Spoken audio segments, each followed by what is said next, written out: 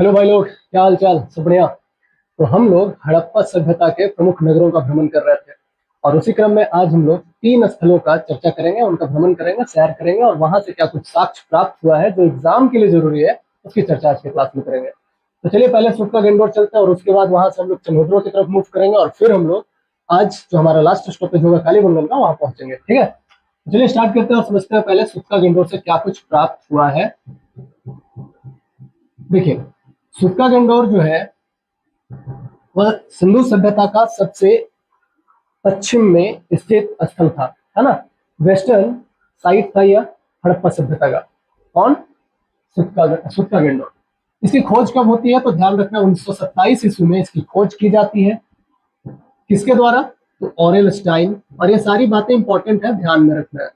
Aurel Stine ने सुक्का गेंडोर का खोज किया था 1927 में। किस नदी के किनारे स्थित है ये? तो आपको याद रखना, दास्त नदी, है ना। दास्त नदी के किनारे स्थित है। कहाँ है? तो बलूचिस्तान में अभी है। बलूचिस्तान इसका करंट लोकेशन है, पाकिस्तान का जो हिस्सा है। ठीक है, चलिए अब समझते हैं कि क्या इसका फीचर है, डिस्टिंक्टिव फीचर क्या है सुक्का गेंडोर का।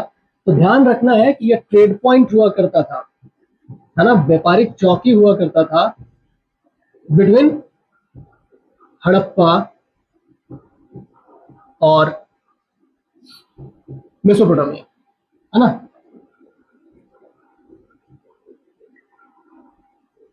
मेसोपोटामिया के बीच का यह व्यापारिक चौकी हुआ करता था, ध्यान रखना है।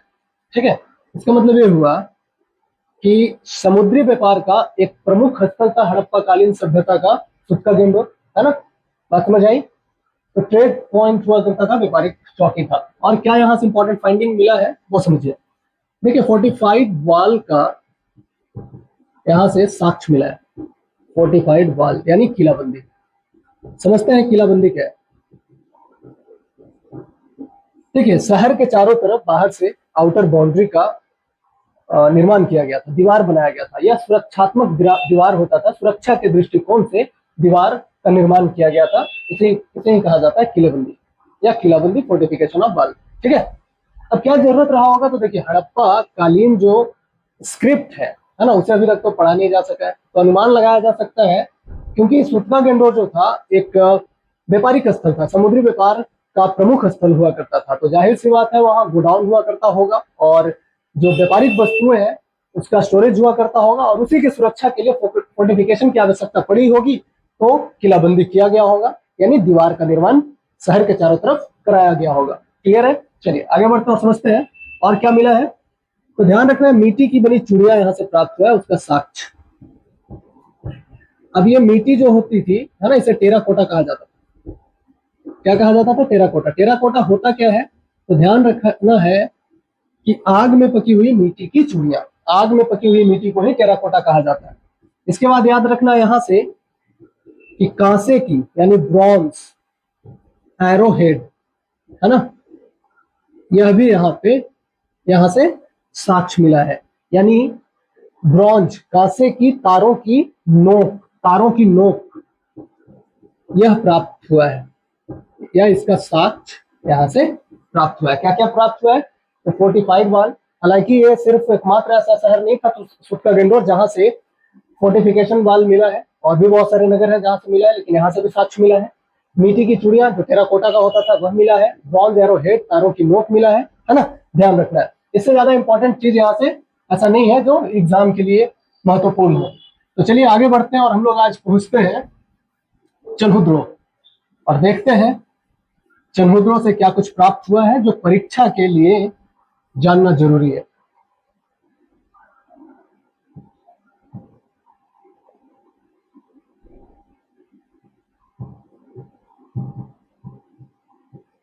देखिए, चन्हुद्रो की खोज कब होती है? 1931 ईस्वी में। और ये डेट याद रखिएगा क्योंकि कई बार रेलवे और एसएससी के एग्जाम में सीधे सीधे चन्हुद्रो की खोज किस वर्ष हुई थी इससे सवाल पूछ लिया गया है। तो ध्यान रखना, 1931 में चन्हुद्रो की खोज हुई थी। खोजकर्ता कौन थे? इन्होंने खोजा था, उनका नाम था गोपाल मजुमदार। गोपाल मजुमदार याद रखना है, इन्होंने ही खोजा था। इनका पूरा नाम है नानी गोपाल मजुमदार। नानी गोपाल मजुमदार किस नदी के किनारे स्थित है? चंद्रद्रोह ध्यान रखिएगा सिंधु नदी के किनारे है। करंट लोकेशन क्या है चंद्रद्रोह का, तो सिंध पाकिस्तान, यह भी याद रखना है कि सिंध पाकिस्तान में पड़ता है चंद्रद्रोह। अब समझते हैं कि इसकी विशेषता क्या है। जो सबसे बड़ी विशेषता चंद्रद्रोह की थी तो यह थी कि यह दुर्ग विहीन नगर हुआ करता था, है ना, दुर्ग विहीन नगर, यानी सीताडेल यहाँ पे नहीं था, सीताडेल का साक्ष्य प्राप्त नहीं हुआ है। हालांकि जो हड़प्पाकालीन नगर है उनमें से अधिकतर नगर में सीताडेल का साक्ष्य प्राप्त हुआ है, लेकिन चंद्रद्रोह से किसी भी प्रकार का दुर्ग नहीं प्राप्त हुआ, इसलिए से दुर्ग विहीन नगर का दर्जा प्राप्त है। क्या होता है सीताडेल, समझिए। देखिए, एक होता है फोर्टिफिकेशन यानी किलाबंदी, और एक होता है सीताडेल यानी दुर्ग। देखिए, दोनों सुरक्षा के लिहाज से ही, सुरक्षा के दृष्टिकोण से ही निर्माण किया जाता है। लेकिन फोर्टिफिकेशन क्या होता है कि आउटर बाउंड्री होता है, मतलब शहर के चारों तरफ से दीवार का निर्माण कराया जाता है सुरक्षा के लिए, वो फोर्टिफिकेशन होता है। जबकि दुर्ग की बात करें तो यह क्या होता है कि ऊंचाई पर स्थित एक स्थल होता है ना, ऊंचाई पर स्थित स्थल को ही दुर्ग कहा जाता है। जैसा समझिए कि एक घर है ना, घर के चारों तरफ क्या किया गया है, तो वॉल लगाया गया है, दीवार बनाया गया है, ठीक है, तो वो दीवार क्या हो गया, फोर्टिफिकेशन हो गया। लेकिन घर जो हो गया वह सीटाडेल कहलाया, है ना, समझने के लिए ये। तो ऊंचाई पर स्थित स्थल को ही सीटाडेल कहा जाता था, और यही सीटाडेल जो है चंद्रद्रोह से प्राप्त नहीं हुआ, ठीक है। तो दुर्ग विहीन नगर का ख्याति प्राप्त है चंद्रद्रोह को। इसके बाद समझते हैं कि यहाँ से क्या कुछ प्राप्त हुआ है। तो देखिए, ध्यान रखना है कि मनके बनाने की यह प्रमुख या प्रसिद्ध औद्योगिक केंद्र हुआ करता था, मनके बनाने का, है ना, औद्योगिक केंद्र था। कौन, कहा, चंद्रद्रोह, ठीक है। मनका कहते हैं बिट्स, ठीक है, और इसलिए बिट्स फैक्ट्री के नाम से यह मशहूर है चंद्रद्रोह जगह। मनका क्या होता है, तो मोती जैसा ही होता है, मोती तो नहीं होता, मोती जैसा होता है जिसके अंदर एक छेद होता है, और छेद से धागा पिरो के हाथ के लिए ब्रेसलेट या गले के लिए नेकलेस बनाया जाता है, उसे ही मनका कहते हैं। तो मनके का औद्योगिक केंद्र हुआ करता था, बिट्स फैक्ट्री था चंद्रद्रोह। इसके बाद याद रखना है कि इसे शिल्पकारों का नगर भी कहा जाता है, शिल्पकारों का नगर, है ना, टाउन ऑफ क्राफ्टमैन, शिल्पकारों का नगर यह भी कहा जाता है। और यहां से क्या प्राप्त हुआ है, तो देखिए यहां से प्राप्त हुआ है लिपस्टिक, लिपस्टिक का साक्ष्य मिला है। आप सोचिए कि आज से 6-8 हजार साल पहले हमारी महिलाएं, एक ऐसा सिविलाइजेशन मौजूद थी इस धरती पर जहां की महिलाएं इतनी एडवांस थी, इतनी सिविलाइज थी कि मेकअप का सामान, लिपस्टिक जैसे सामान का यूज किया करती थी। लिपस्टिक क्या होता है, तो एक पदार्थ होता है जिसका यूज महिलाएं करती हैं, है ना, अपने लिप्स को कलरफुल बनाने के लिए, रंग बिरंगा बनाने के लिए, ठीक है। लिपस्टिक का साक्ष्य कहां से मिला है, चंद्रद्रोह से मिला है। इसके बाद आपको याद रखना है कि यहां से मिट्टी के खिलौने मिले हैं, मिट्टी के खिलौने मिले हैं। और ये कैसे खिलौने हुआ करते थे, तो टेराकोटा, मिट्टी के खिलौने टेराकोटा, ठीक है, मिट्टी के खिलौने मिले। और यहां से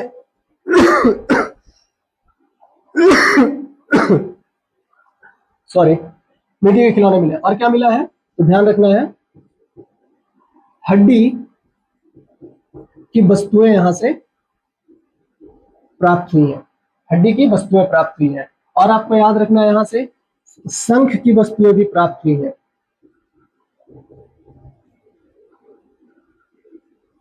शंख की वस्तुएं। मृद भांड, मृद भांड कहते हैं पॉटरी को, मृद भांड, यह भी यहां से प्राप्त हुआ है, ठीक है। तो दुर्ग विहीन नगर था चंद्रद्रोह, मनके का औद्योगिक केंद्र था, बिट्स फैक्ट्री भी कहा जाता था, शिल्पकारों का नगर भी कहा जाता था चंद्रद्रोह को। लिपस्टिक का साक्ष्य मिला है, मिट्टी के खिलौने मिले हैं जो टेराकोटा का होता था, हड्डी की वस्तुएं मिली है, शंख की बनी वस्तुएं मिली है ना, मृदभांड, पॉटरी वगैरह भी यहाँ से प्राप्त हुआ है। तो ये था चंद्रद्रोह। चलिए अब आगे बढ़ते हैं हम लोग, और इसके बाद समझते हैं कि कालीबंगन, जो आज का हमारा लास्ट स्टॉपेज है, वहां से क्या कुछ प्राप्त हुआ है, इसको देख लेते हैं।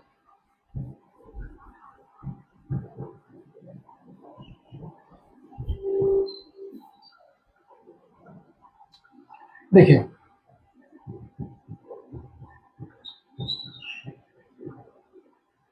कालीबंगन, कालीबंगन की खोज कब हुई, तो ध्यान रखना खोज हुई है 1953 में। यहां से दो बातें याद रखना है, कालीबंगन का खोज जो किया गया था अमलानंद घोष के द्वारा किया गया था,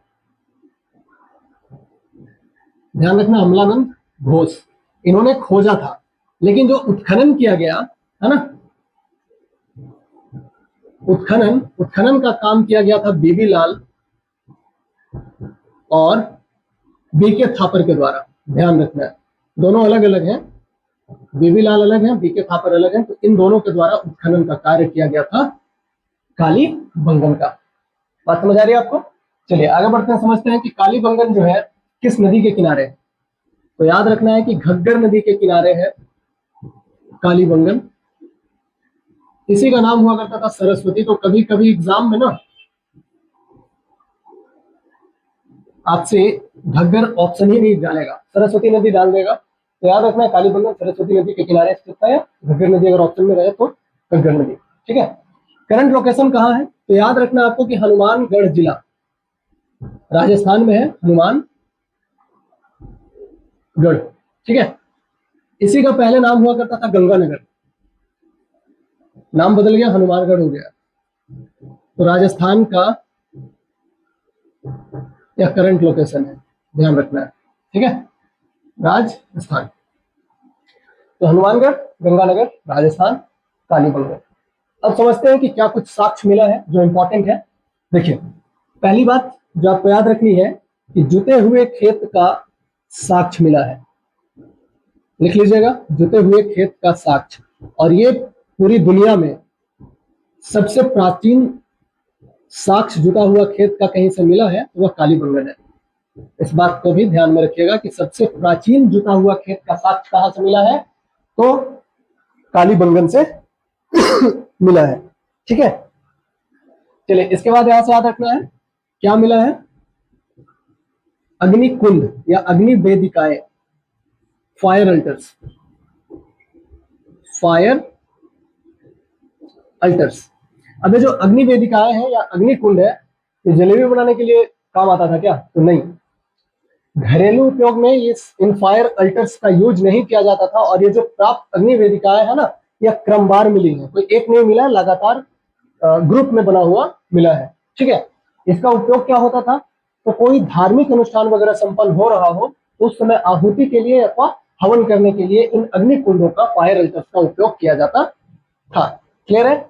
चलिए इसके बाद याद रखना है क्या मिला है यहाँ से, तो भूकंप का साक्ष्य प्राप्त हुआ है कि यहाँ भूकंप भी आया होगा। तो भूकंप का साक्ष्य कालीबंगन से प्राप्त हुआ है। और याद रखना है बैंगल्स यानी चूड़ियों का साक्ष्य मिला है यहाँ से, कहां से? कालीबंगन से। ठीक है, और याद रखना है धूप में पकी ईंटों का साक्ष्य मिला है। ठीक है, इसको भी याद रखिएगा। और क्या मिला है? तो अलंकृत ईंट, अलंकृत ईंट है ना, डेकोरेटेड ब्रिक, तो इसका भी साक्ष्य मिला है, आपको ध्यान रखना है। चलिए, और एक बात याद रखिए, कैमल बोन,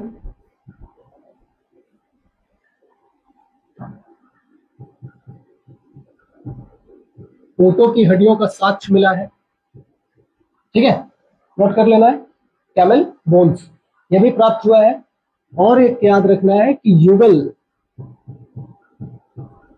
समाधान, इसका भी साक्ष्य यहां से प्राप्त हुआ है। इसको क्या कहेंगे? Joint burial. ठीक है, क्या होता था? तो यह समाधान का साक्ष्य प्राप्त हुआ है जिसमें एक साथ दो व्यक्तियों के अवशेष प्राप्त हुए हैं इस ज्वाइंट ब्यूरियल से, समाधान से। हालांकि ध्यान रखना है ये लोथल से भी प्राप्त हुआ है। जब लोथल पढ़ेंगे देखेंगे हम कि लोथल से भी युगल समाधान का साक्ष्य प्राप्त हुआ है, लेकिन यहाँ कालीबंगन से भी यह प्राप्त हुआ है। क्लियर है? तो देखा, आज हम लोगों ने 3 स्थलों की चर्चा करी, 3 स्थलों का भ्रमण हुआ, और 3 स्थलों का जो हड़प्पाई सभ्यता के शहर थे, उन नगरों का, उन शहरों का हम लोगों ने सैर किया, और वहां से क्या कुछ साक्ष्य प्राप्त हुआ था उसकी चर्चा आज की क्लास में हम लोगों ने किया। आई होप इस क्लास आपको पसंद आया होगा।